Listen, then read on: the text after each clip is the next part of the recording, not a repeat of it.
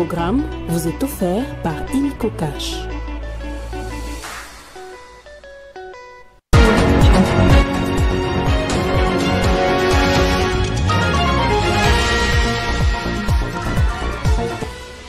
À la une de l'actualité, devant les membres de sa famille politique, Félix Tshisekedi a d'une vive émotion dénoncé les silences des membres de l'Union sacrée de la Nation alors que le pays est agressé par le Rwanda et ses supplétifs du M23. Il annonce à cet effet la formation d'un gouvernement d'union nationale. À la une également, reconnu comme un grand taiseux, Joseph Kabila réplique et accuse Félix Tshisekedi de non-respect du pacte républicain. C'est déjà le 20e jour depuis que les pères spirituels ont entamé la consultation des acteurs clés dans la crise sécuritaire de l'Est de la République démocratique du Congo. Y aurait-il dialogue ou pas, s'interrogent plusieurs analystes. Nous irons également à Goma pour parler de la découverte de plusieurs corps sans vie. Plusieurs familles sont en deuil, annoncent plusieurs sources locales. Bonsoir à tous et bienvenue sur Télé 50 si vous nous rejoignez. On ouvre avec cette nouvelle. Devant sa famille politique, le président de la République s'est affiché inquiétant sur les silences des quelques membres de l'Union sacrée de la Nation, hormis quelques voix courageuses telles que celles de Jean-Pierre Bemba, Jean-Pierre Liao et Guy Luando qui ont pris l'initiative de sensibiliser la population à s'élever et défendre la patrie sans aucune instruction. Le chef de l'État, là, avec une vive émotion, considéré de haute trahison en cette période des crises sécuritaires qui frappent la partie est du pays. Félix Tshisekedi annonce à cet effet la formation d'un gouvernement d'union nationale. Plus de 700 personnalités, parmi lesquelles notamment les chefs des institutions de la République, des députés, des sénateurs et des représentants de partis et regroupements politiques, tous membres de l'Union sacrée de la Nation se sont retrouvés au chapiteau de la Cité de l'Union africaine ce samedi 22 février 2025 pour entendre le message du président de la République Félix-Antoine Tshisekedi Tshilombo, garant de la Nation, face à la situation de la guerre d'agression du Rwanda dans la partie est de la République démocratique du Congo. L'ennemi est debout, l'ennemi est actif. L'ennemi, ce n'est pas seulement celui que vous voyez. D'ailleurs, ce que vous voyez n'est que de l'agitation. On a pris quelques esprits faibles de nos compatriotes et on les a placés devant pour donner une illusion de quelque chose. Mais je peux vous dire ici que cette illusion ne restera qu'illusion. Nous n'allons pas perdre ce combat. Je l'ai dit depuis le début, croyez-moi, je le maintiens. Le président de la République a lancé un vibrant appel à l'unité nationale. Nous appartenons tous à notre pays, la République démocratique du Congo, a dit le chef de l'État. Et de poursuivre, la RDC mène le combat sur plusieurs fronts diplomatiques, militaires et politiques. Sur le plan militaire, le chef de l'État, commandant suprême des FARDC et de la police, a rendu hommage aux forces armées loyalistes. Il a réitéré sa détermination de monter une armée d'élite et d'assurer la prise en charge des hommes des troupes. Enfin, sur le plan politique, le président de la République a déploré le silence de la classe politique congolaise face à l'agression de la RDC. Parlant du dialogue, le président de la République a indiqué qu'il a toujours tendu la main pour un dialogue constructif, un dialogue de responsables permettant le développement de la RDC, mais pas un dialogue avec des pantins. Dans l'actualité également, reconnu comme un grand taiseux devant l'Éternel, le président honoraire de la RDC et sénateur à vie a donné sa voix ce dimanche dans une tribune du journal en ligne sud-africain timelive.com. Dans ses propos relayés par nos confrères, Joseph Kabila accuse son successeur d'être à la base de la crise sécuritaire pour non-respect des accords entre FCC-Cash. Il estime que le pays est plongé dans une guerre civile et non la guerre d'agression pour restaurer la paix et la stabilité du territoire national. Joseph Kabila estime qu'il faudrait étudier les causes profondes qui, à son avis, ne sont pas correctement abordées par les partenaires de la République démocratique du Congo et la SADC, mais aussi résoudre la question des groupes armés nationaux et étrangers présents sur les sols congolais. Cela fait 20 jours depuis que les pères des églises avaient entamé leur consultation en vue de la tenue d'un dialogue national pour la paix et la cohésion. Il faudrait rappeler à ces jours que toutes les parties prenantes ont été consultées dans le cadre d'un vaste programme du pacte social pour la paix et les biens vivre ensemble. À cet effet, certains observateurs se demandent si toutes les parties prenantes sont déjà prêtes pour les dialogues. Il semblerait que du côté de l'opposition, tous sont d'accord malgré quelques cas d'agitation constaté. Si le président de la République, Félix Tshisekedi, s'est montré favorable à la démarche des religieux, cependant, quelques membres de sa famille politique sont restés pessimistes. Nous y reviendrons avec force détails dans nos prochaines éditions. Et à Goma, plusieurs familles sont en deuil après la découverte de plusieurs corps sans vie, des corps abandonnés des jeunes dans les quartiers Katoyi, d'autres au coin de l'entrée dénommée Président, des images qui suscitent des interrogations et des inquiétudes quant au sort de cette population alors que la ville est actuellement sous occupation du M23.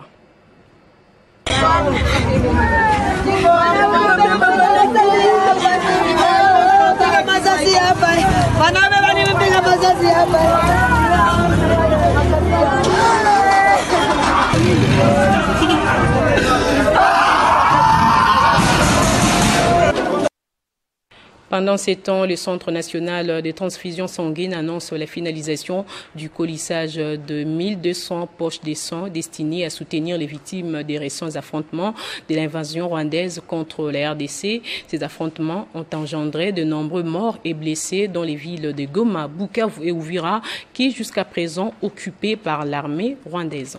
Conscient de l'urgence de la situation, ces poches de sang seront acheminées avec l'appui des partenaires pour les faire partir dans les structures de santé à Goma, d'où certaines sont conscientes de l'urgence de la situation. Ces poches de sang seront acheminées avec l'appui des partenaires pour les faire partir dans les structures de santé à Goma, d'où certaines seront envoyées vers Bukavu et Uvira. Le ministre de la Santé a pris toutes les dispositions via le programme du ministère CNTS pour assurer que toutes les mesures nécessaires ont été mises en œuvre pour garantir la bonne conservation des poches de sang.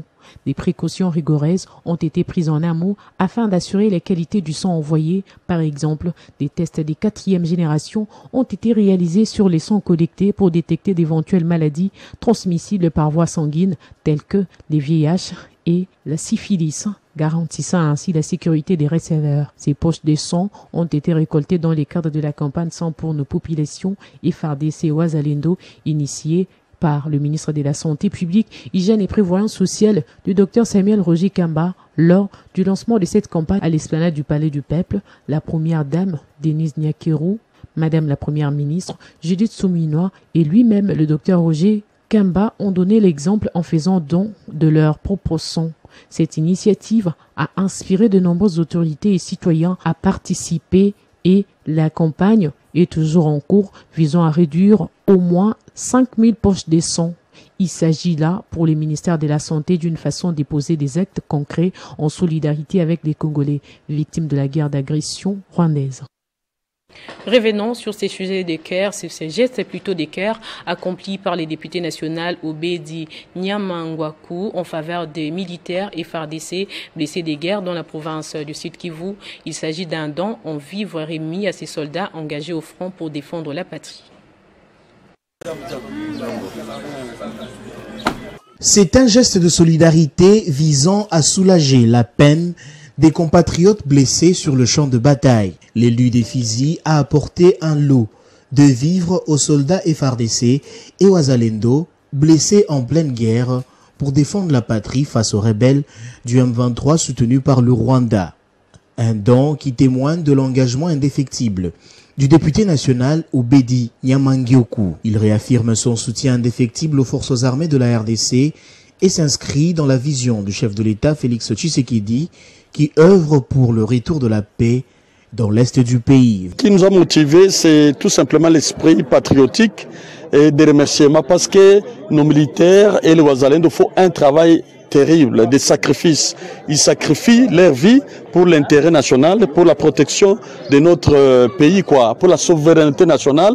Alors, parmi eux, il y a des blessés. Ces blessés-là, il faut qu'ils sentent qu'ils sont entourés, il faut qu'ils sentent qu'il y a des compatriotes qui sont derrière eux et qui comprennent leurs souffrances. L'unité derrière les FARDC, l'unité derrière le président de la République, son Excellence Félix Antoine Tshilombo Tshisekedi, ils ont besoin de notre soutien. Et donc vraiment, c'est une mobilisation générale des gens de bonne volonté pour soutenir les FARDC et les Wazalendo. De son côté, le commandant de l'hôpital militaire du Sud Kivu salue cette action salvatrice.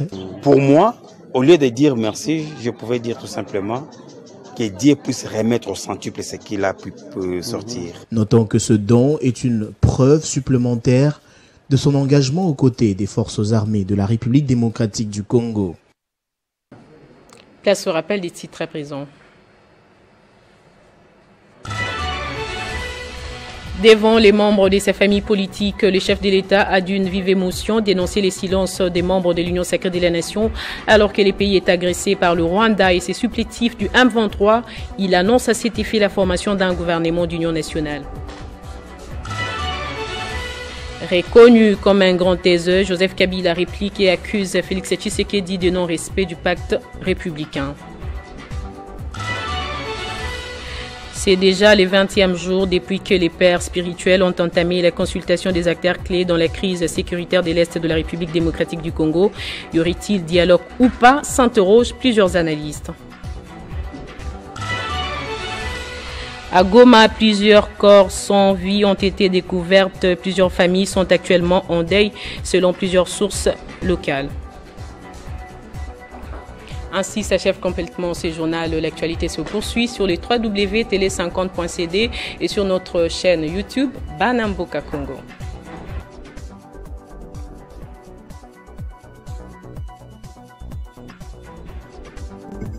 Retrouvez toute l'actualité en continu sur www.tele50.cd.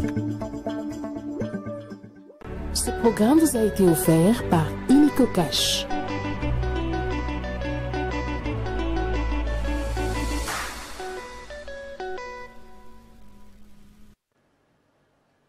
Excellences, Messieurs le Président de la République, chef de l'État et garant de la Nation, à mon nom personnel et à celui du cartel CRD, j'ai l'insigne honneur de vous féliciter pour la résolution 2773 adoptée par le Conseil de sécurité à sa 9865e séance le 21 février 2025. Laquelle résolution condamne clairement le Rwanda et ses supplétifs du mouvement terroriste M23 et qui demande au Rwanda de retirer ses militaires du territoire congolais, notamment des villes de Goma et Bukavu qu'ils occupent.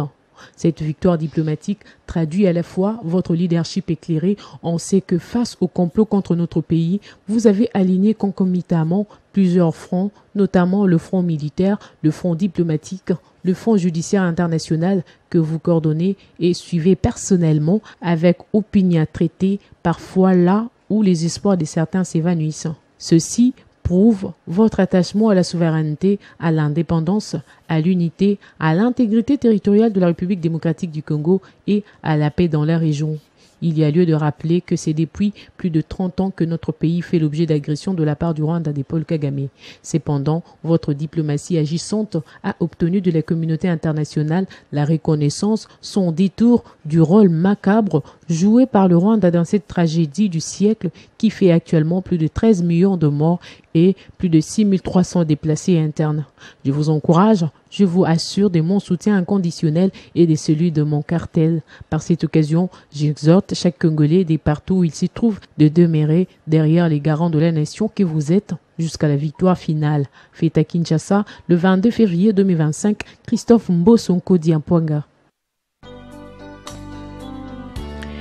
Les familles du docteur Moussens Mointe, Freddy, Rosambe, Capinte, Alphonse et du professeur Kabit Mouyej ont la profonde douleur d'annoncer les frères, sœurs et connaissances les décès du docteur Moussens Mointe, Freddy, survenu le 15 février 2025 à l'hôpital de la police du camp d'Ufungula. Le deuil s'observe dans la commune d'Engaliema, au numéro 8C, rue Madinga, quartier CPA à Mboudi.